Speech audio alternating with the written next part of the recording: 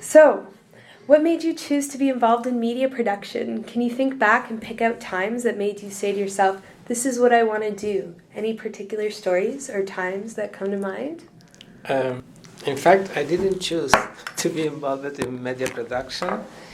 I am an architect and set designer. And when I arrived here, I listened to a radio station that was airing Italian songs because I am half Argentinian and half Italian. And I lived 7 years in Italy. And when I listen to these songs, I feel like at home. So every day I listen to the radio, and one day my partner said, look, in this radio they're looking for volunteers. So I didn't have a job, and I go there. And when they realize that I speak Spanish, Italian, and French, and English, they say, sign here. So that's how I began to work as operator. And at that time, there was a Latino producer, and there was established already a schedule. But after 4 years, I think, there was a fight and the producers disappeared and began a new production. And when that began, there was everybody proposed to do programs, and I proposed a tango program. That's why I began to do this Prospect Tango. Since hosting the Chin Radio Ottawa show Prospect Tango, 97.9 FM, what changes have you noticed in the lives of people in Ottawa's Latin American community that you would say Prospect Tango has helped to produce? Well, I don't know if I can say that I am very involved with the Latino community. Yes, I participate in some activity, but not all of them. And so, but I have friends, and I listen. I know that there are people that I don't know that listen to the program because they love tango. I used to give music. Well, I did a course in the UNAM, Canada, about Argentinian music. So I know that some people who was there listened to the program, and they write me and they said me, oh, I like your program, so put this, put that. But as a multicultural radio, that's what my boss said, is that we can't have the rating of the program. We can't know how many people listen to us. So I don't know. I think that a lot of people just listen to the radio, and they know that at 11 there is a Latino program, and they listen. And of course, I think more than in the old people, they like to listen tango. Young people, I don't think that they are very interested. But, well, I wasn't. I hated tango when I was a child because it was the music of my father and my mother, and I didn't like the music. I liked the rock and roll and other stuff.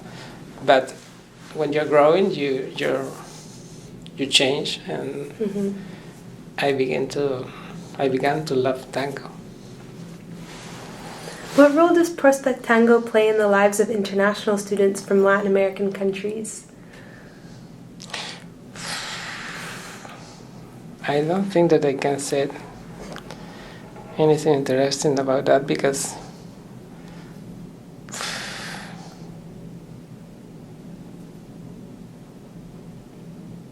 I don't know international students from Latin American countries. That's okay, we can move on. Where do you see Prospect Tango going from here? What is the long-term vision? Well, in the radio, it's not me who decided, so I know how things go on.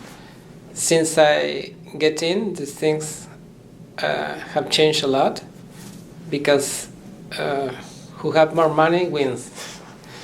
When I came in, the Italian have 3 hours, Latino have 2 hours, and then suddenly one year, in my shift, they put 2 hours of Lebanese Arabic music, and they take 1 hour to the Italian and 1 hour to the Latino, just because they have more ads, and that's what makes the radio goes on. So for me, it's a pleasure because I like to do research. So each time that each new program is a new challenge. I am arriving now to the program number 50, and I never put the same song twice. Well, I have it. It's not each week. It's each 15 days. No? Every second Monday. But so at the beginning, I was doing more or less things that were interesting for me. After I begin with the orchestras, and I do each program for one of, I think I did 12 great orchestras, and now I am with the composers of the poetry, of the lyrics of the tango, and then I will go on with the composers of the music, and there are always a lot of things interesting about the tango, because for example, the tango was talking about the woman. No, I have a special program with the stereotypes developed in the tango, and funny things, because that there are tangos that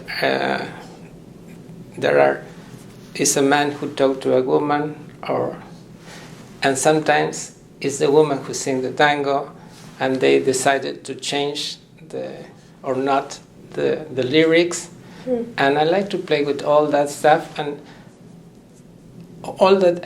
The name Perfect Tango is because we have a lot of distance with even if the tango is alive, and there's a lot of new tango now, is debut of the tango with a certain distance and some perspective. That's all. I am doing it with pleasure. There was on the radio, there was just one program about jazz that was a little bit who inspired me, because he's a man who teaches in the university, but he is scientific, but he loves jazz, and he inspired me to research and to take a new view about tango now. Wonderful. Great. Well, thank you so much. Okay, you're welcome.